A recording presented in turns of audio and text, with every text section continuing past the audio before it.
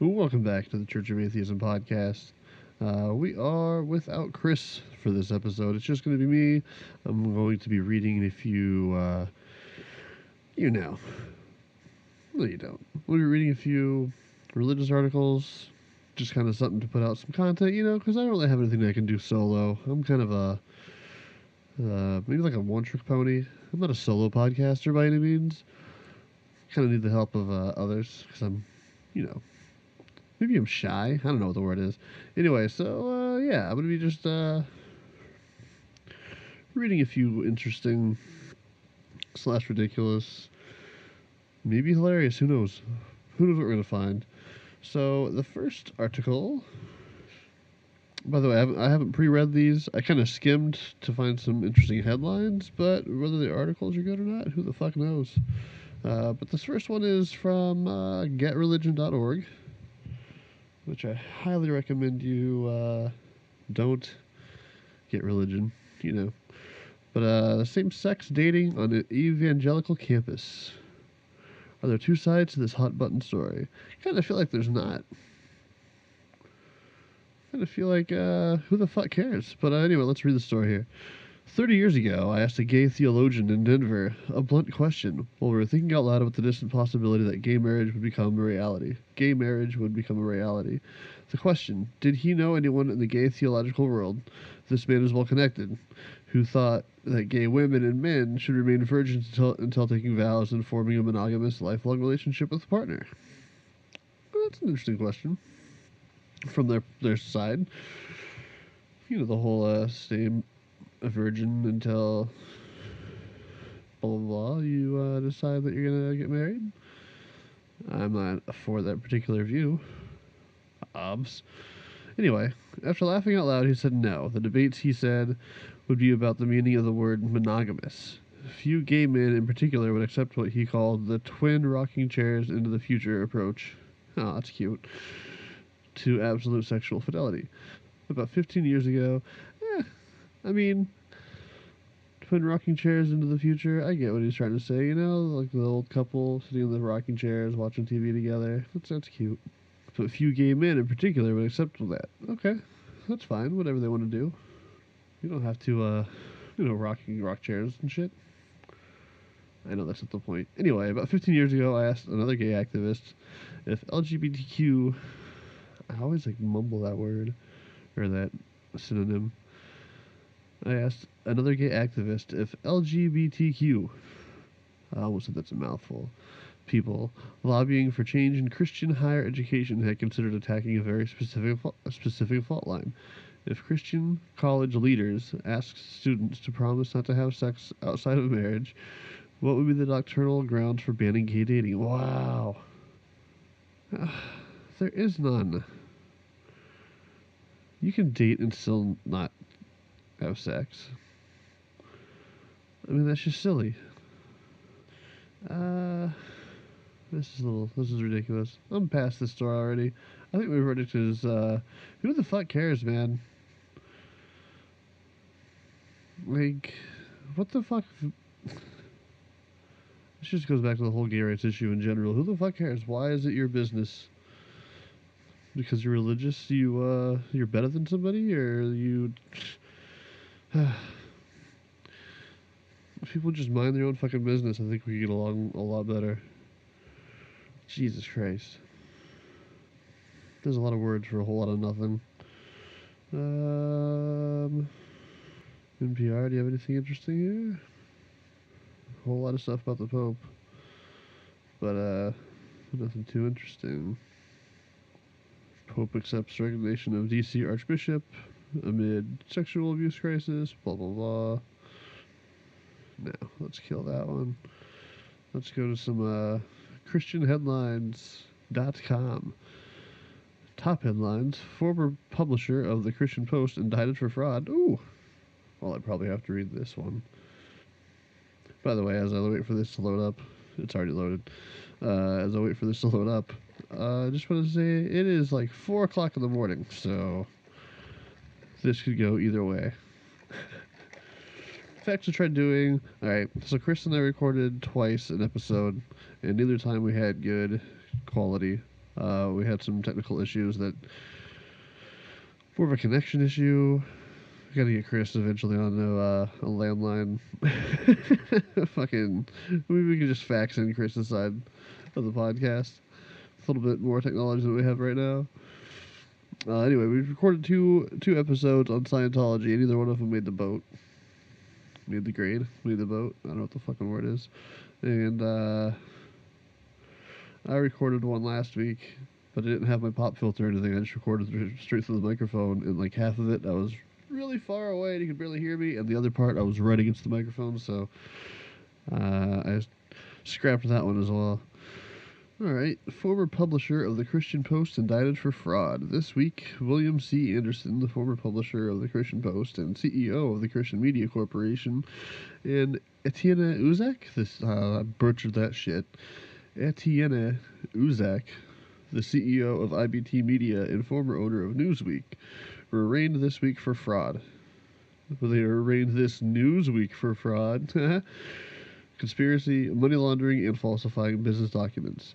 According to Christianity Today, investigators are calling Anderson's and Uzak's actions a scheme, quote, a scheme to obtain millions in loans through false pretenses, end quote.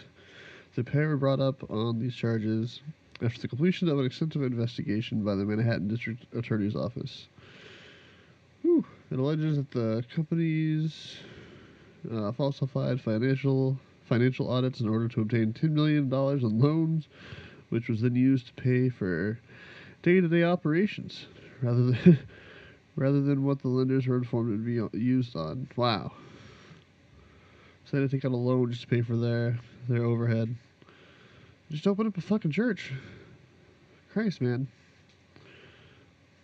So why didn't Trump do that? Well, Trump should open up a church. I mean, come on. He opened up a casino and failed. I bet he would have failed church too. But if you have that kind of money, just open up a church, open up a ranch. They just give you your money if you're a religion. It's just here. Every Sunday, you just pass around a few plates, and people just throw in money. Seems like a pretty good business adventure to me. Both executives pled not guilty. Blah, blah, blah. Actually, there's not much to that story, just the beginning of it. There's no guilty verdict or anything yet. So we'll continue to keep our eyes monitored to this one. You're indicted. Wow. This was kind of fucked up. This is from Australia. CNN Australia. Australian law allows religious schools to reject gay students, Prime Minister says. Wow, man. I mean, that's great when you look at it from an angle of, if you start rejecting people into your cult's not going to survive forever. You can't be nitpicky when it comes to a cult. And of course, by cult, I just mean religion. When you start saying certain people can't attend, you're not gonna survive. Which is great. It's bullshit. It's a bullshit law. It's disgusting to reject someone because they're gay from a fucking school, whatever. Prime Minister Scott Morrison said religious schools in Australia are already legally allowed to deny students a place based on their sexual orientation, following criticism of a leaked report that proposes allowing schools to bar them. Yeah, so he just came out and said that's right. That's what the law says. What of it? Wow, no fucks given from this guy. Fairfax Media reported Wednesday it had seen contents of the report which recommended amendments to a federal law that allows religious schools to discriminate against students on the basis of sexual orientation, gender identity, or relationship status. Wow. So it's like saying if you're 18 and you're a senior in high school, which is unheard of. I was 18 when I graduated. My parents held me back, okay? And you're legally married. They could say you can't join in either if they wanted to. Jesus. I mean, would they? I don't know, man. Anyway, when asked if he thought religious schools should be able to turn away students on the basis of sexual orientation, Morrison demurred twice. saying that is the existing law. Demurred. What a dick. The Prime Minister's office said he was referring to a section of the Federal Sex Discrimination Act that exempts religious educational institutions from some discrimination requirements. However, some states have passed their own discrimination laws and do not allow religious schools to reject students on the basis of sexual orientation. Wow. Pretty fucked up shit right here, man. Morrison, who opposed the same-sex marriage bill, Why can't I talk tonight? Is it because it's 4 a.m.? Probably. Let me try this again. Morrison, who opposed the same-sex marriage bill and abstained from the final vote in December 2017, vowed to change the law to protect religious freedom in an interview last month. What is this bullshit America and Australia apparently are doing about religious freedom now? Like, how far does that have to go? How are we infringing on your rights to... like, so if you allowed gay kids into your religious school, would that mean your students can no longer pray? No one's stopping them from praying. No one's stopping you from, like... Jesus, man. You think about it a little bit longer, and it just seems more and more fucked up. It really does remind me of the pictures I saw, like, you know, the 50s, the 40s and 50s, 60s, about the colored water fountains versus white water fountains. It's very similar.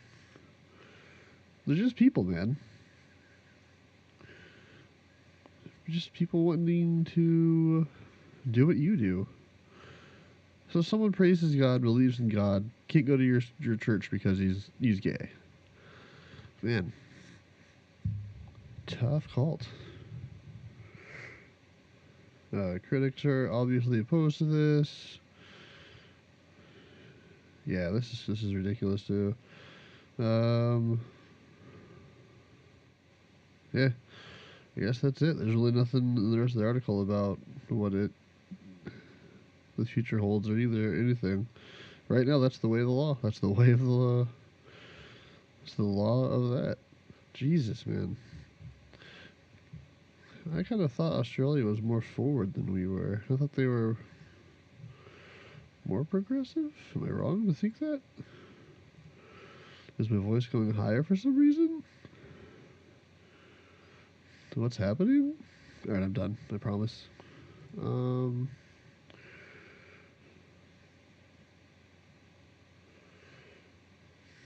Also, as I'm looking through these articles, I hope everyone listening to us from Florida and all those are okay. Man, that Hurricane Michael came out of nowhere. I hope everyone listening is okay. Or everyone who has been listening is okay.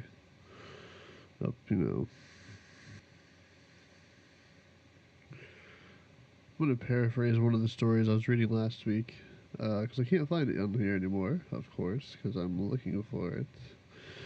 But it was the governor of Kentucky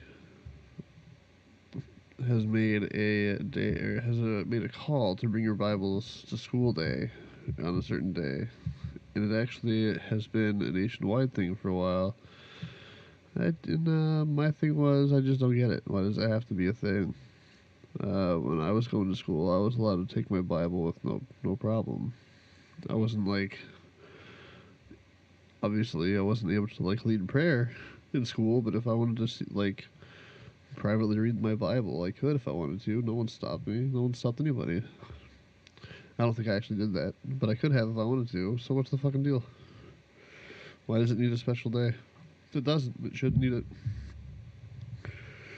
But, we gotta have these things here and there. I think I'm gonna do one more article. This is the one I found last week, too. It's a little bit older. A few days older, I should say. But Pope blames devil for church divisions, scandals, and seeks angels' help. Yes, the Pope. The Pope is going to seek help from angels. The Pope, a grown man, is going to seek help from angels. If I told you that a grown man was going to seek help from the Tooth Fairy, or even better, like, no, not the Tooth Fairy, the Pope's going for angels, that's like the equivalent of us going for Santa's elves. Like, we need help in our mission. We need Santa's elves. It's no different.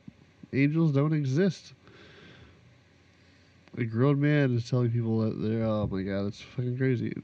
So, the devil is alive and well, and working overtime to undermine the Roman Catholic Church, Pope Francis said.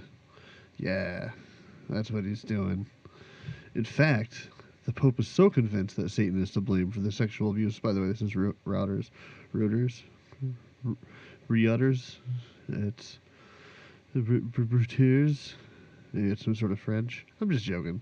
Anyway, that Satan is to blame for the sexual abuse crisis and deep division racking the church, that he has asked Catholics around the world to recite a special prayer every day in October to try to beat him back. Yep, so all of you guys need to start praying that Satan leave you alone. I said this 14 times already, this just now, but a grown man is saying these things. You need to pray every day, a special prayer, to try to get Satan off our backs. Like fucking Santa Claus coming down my chimney every year. The church must be saved from the attacks of the malign one, the great accuser, and at the same time be made ever more aware of its guilt, its mistake, and abuses committed in the present and the past, Francis said in the message. Oh, man. This is rough, man. We should not think of the devil as a myth, a representation, a symbol, a figure of speech, or an idea. This mistake would lead us to let down our guard, to grow careless, and end up more vulnerable. Vulnerable of what? Raping kids? That's what they're going for here. This is what this article is about. The division within the church and raping kids. So the devil's making the priest rape kids. Okay. That makes sense. Glad we pushed through here. Jesus, man. See if I can find one more little one. That's fucking crazy. That is goddamn crazy. It doesn't even list the prayer. Where's the prayer we're supposed to say every day? Good job. Like, how fucking batshit crazy. We're gonna look at our notes right quick. Oh, alright. Well, I do believe that's all the time we have for now. Yeah, I kind of thought this would be a little bit shorter of an episode. But, you know, the fact that Chris is not here, and we didn't have anything planned or, you know, written ahead or researched. Well, I just grabbed some news articles and started reading them. But yeah, that's next week. Hopefully, we'll be getting back. We're going to finally record, hopefully, a good copy on Scientology. We'll also be working on. We're looking into a couple of different Middle East stories. So who knows what's going to be the next couple of weeks. Next week should be, or this week, if we get it recorded soon enough, I'll release it since we're behind. Scientology. Excuse me. Anyway, thank you guys so much for listening. I hope I didn't bore you for 25 minutes. I tried to keep it somewhat entertaining. If you guys want to help support the podcast, a couple different ways. You can go on to patreon.com/Church of Atheism and make a monthly donation of whatever amount you want, from $1 to $1 million a month. You choose. If you're a billionaire atheist out there, you know, just saying, I like to do this more often than once a week. If there's an atheist millionaire that wants to back us, just saying. You can also go to Amazon.com/shop/Church of Atheism. Got a little mini store there. You can go to Amazon from there and make your regular purchase, and we get a small percentage of the commission. That is it. All right, guys. Thank you guys so much. Hope this worked out okay. We will talk to you guys next time.